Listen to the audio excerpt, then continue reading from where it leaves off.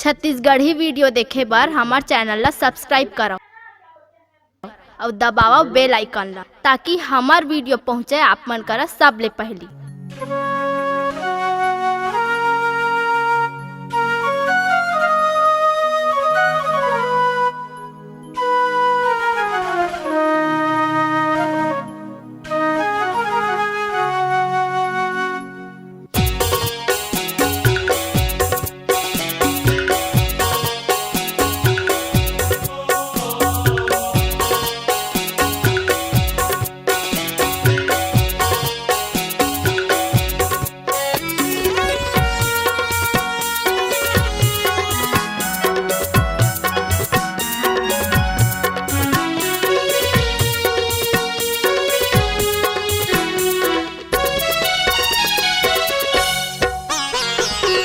कहाँ गए मोर मन लरवा के, कहाँ मेरे सुख पावे रे, सुरता करके आबे रे, सुरता करके आबे रे।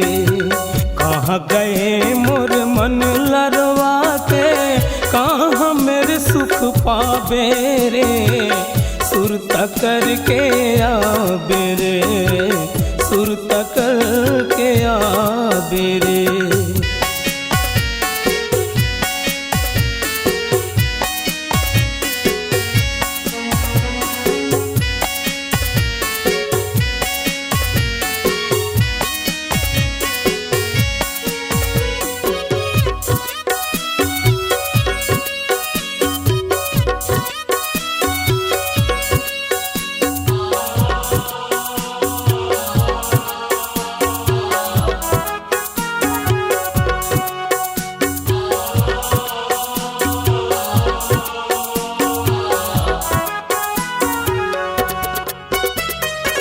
मोर माया के मोल न जाने, समझे ला खिलौना रे, पीरित के पिंजरा छोड़ के भागे, कहाँ उड़े तय परौना रे।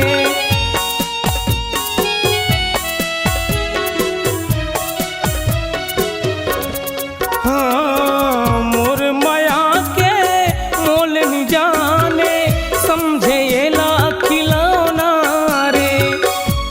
के पिंजरा छोड़ के भागे, कहाँ उड़े तय परौना रे। कौन जगह रखिया पहाबे रे, सुरता करके आबे रे। कहाँ गए मोर मन लरवा के, कहाँ मेरे सुख पावे रे, सुरता करके आबे रे, सुरता करके आबे रे।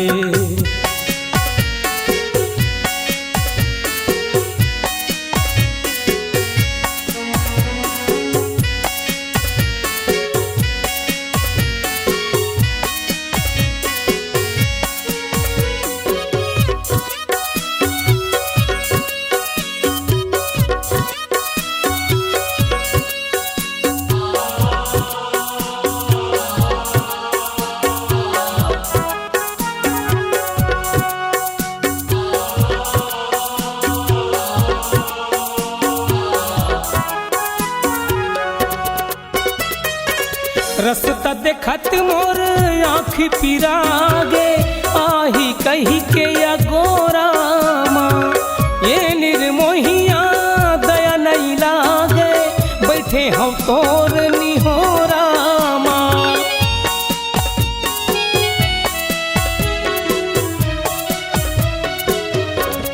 हाँ रस्ता देखत मोर आँख पिरागे, आही कही के या गोरा माँ, ये निर्मोहिया दया नहीं लागे, बैठे हम तोर निहोरा माँ। कैसे मोलत भूला गे रे, सुरता करके आबे रे। कहाँ गए मोर मन लरवा के, कहाँ मेरे सुख पावे रे, सुरता करके आबे रे, सुरता करके आबे रे।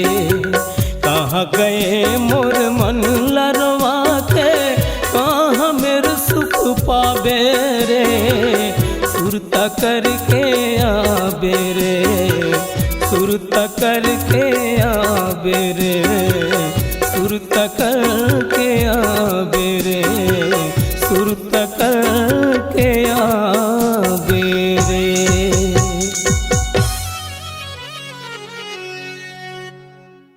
अगर आप अपनी आवाज को एक नया आयाम देना चाहते हैं तो चले आइए मल्टी ट्रैक डिजिटल रिकॉर्डिंग के लिए संपर्क करें HK म्यूजिक कंपनी, कोटा डबरी, चांपा, छत्तीसगढ़। मोबाइल नंबर है 9329238487 और 8085380339।